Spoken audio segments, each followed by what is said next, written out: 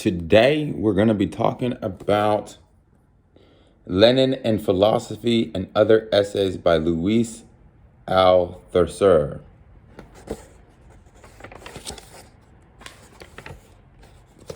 It was translated from French by Ben Brewster. Looking at 1971. We got philosophy as a revolutionary weapon. I guess it was an essay written in February 1968. Lenin and Philosophy, February 68.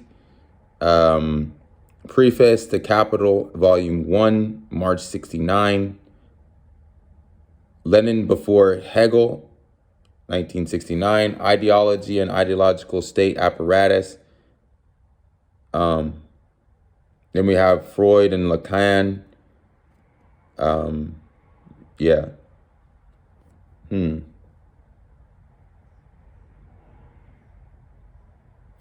Let's go preface to Capital, 71.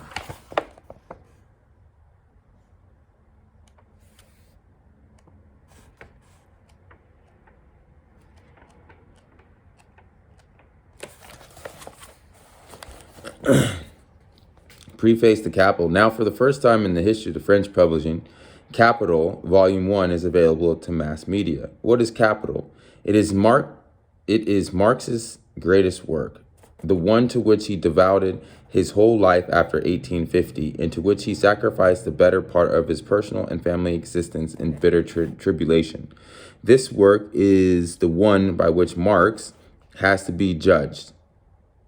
By it alone, and not by his still idealist early works, 1841 to 1844.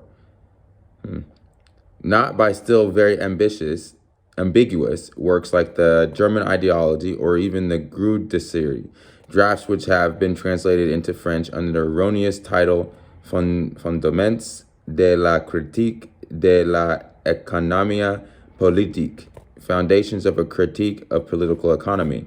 Not even by the famous preface to A Contribution to the Critique of Political Economy, where Marx defines the dialect of correspondence and non-correspondence between the productive forces and the relations of production in very having difficult times with that one. Ambiguous because Hegelian terms. Capital, a mighty work, contains what is simply one of the three greatest scientific discoveries of the whole of human history, the discovery of the system of concepts, and therefore of the scientific theory, which opens up to scientific knowledge what can be called the continent of history. Before Marx, two continents of comparable importance had been opened up to scientific knowledge. The continent of mathematics by the Greeks in the 5th century, and the continent of physics by Galileo. We were still very far from having assessed the extent of this decisive discovery and drawn all the theological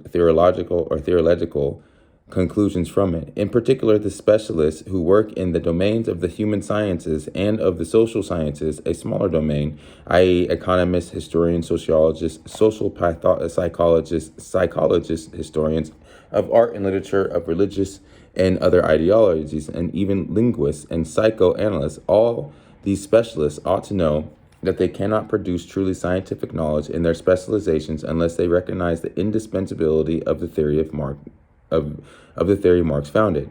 For it is in principle the theory which opens up to scientific knowledge the continent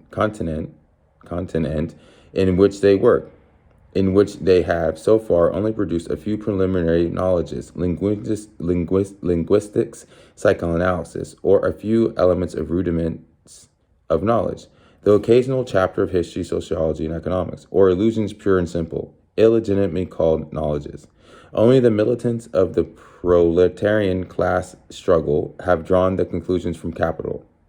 They have recognized its account of the mechanisms of capital exploitation and group themselves in the organizations of the economic class struggle, the trade unions, and of the political class struggle, the socialite then communist parties, which apply a mass line of struggle and for the seizure of state power, a line based on the concrete analysis of the concrete situation Lenin in which they have to fight. This analysis being achieved by the correct application of Marx's scientific concepts to the concrete situation. It is paradoxical that highly cultivated intellectual specialists have not understood a book which contains the theory which they need in their disciplines, and that inversely, the militants of the workers' movement have understood this same book, despite its great difficulties. The paradox is easy to explain, and the explanation of it is given word for the word by Marx in Capital and Lenin in his works. If the workers have understood Capital so easily, it is because it speaks in scientific terms of everyday reality with which they are concerned, the exploitation which they suffer because of the capitalistic system. That is why Capital so rapidly became the Bible of the international workers' movement, as Engels said in 1886. Inversely, the specialists in history, political economy, socialist psychology, etc., have had and still have such trouble understanding Capital because they are subject to the ruling ideology, the ideology of the ruling class, which intervenes directly in their scientific practice, falsifying these objects, their theories, and their methods. With a few exceptions, they cannot suspect the extraordinary power and variety of the ideological grip to which they are subject in their practice itself. With a few exceptions, they are not in a position to criticize for themselves the illusions in which they live and to whose maintenance they contribute, because they are literally blinded by them. With a few exceptions, they are not in a position to carry out the ideological or theological revolution which is necessary if they are to recognize in Marxist theory the very theory their practice needs in order to become at last scientific.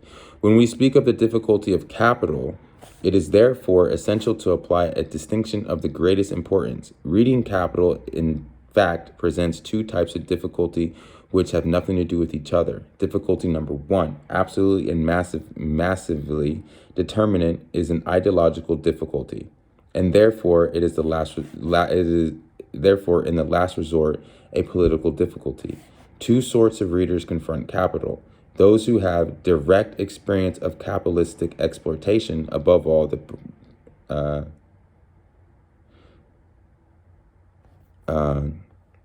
those who have had direct experience of capital exploitation, and those who have no direct experience of capital exploitation, but who are, on the contrary, ruled in their practices and consciousness by the ideology of the ruling class, bourgeois ideology. The first have no ideologic political difficulty in understanding Capital, since it is straightforward discussion of their concrete lives.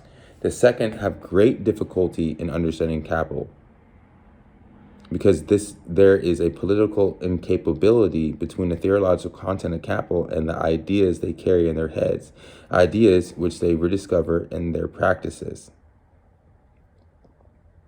That is why difficulty number one of Capital is, in the last instance, a political difficulty.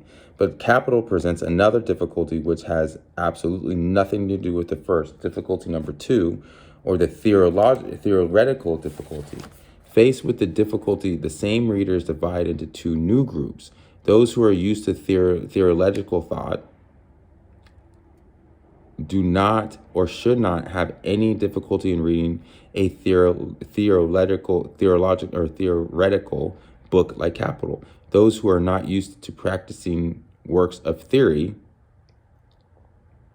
the workers and many intellectuals who, although they may be cultured, are not theoretically cultured, must or ought to have great difficulty in reading a book of pure theory like Capital. As the readers will have noted, I have used conditionals. I have done so in order to stress something even more paradoxical than what I have just discussed: the fact that even individuals without practice in theoretical texts, such as workers, have had less difficulty with Capital than individuals disciplined in the practice of pure theory, such as scientists or even cultivated pseudoscientists. This cannot excuse us from saying something about the very special type of difficulty presented by Capital as work of pure theory. Although we must bear in mind the fundamental fact that it is not a theoretical difficulties, but the political difficulties which are really determinant in the last instance for every reading of Capital and its first volume. Everyone knows that without a corresponding scientific theory, there can be no scientific practice, no practice producing new scientific knowledge. All science, therefore, depends on its own theory. The fact that this theory changes and is progressively complicated and modified with the development of the science in question makes no difference to this. Okay, I'm going to stop right there because we read a lot. Interesting. I'd have to read the essay, right? Obviously, because I got to read more about Lenin and Marx, because that, I mean, it was interesting. Don't get me wrong, it was interesting. But I just don't know enough to know what he was talking about. I've never read the book, so I wouldn't know if it makes perfect sense to me and if that's the way that I'm living. I remember when I read the book Common Sense by Alexander Hamilton, I think it was, one of those back olden guys. It made sense to me, right? What he was saying, all the common sense that what he was saying was common to my life. So maybe it's the same of what he was talking about.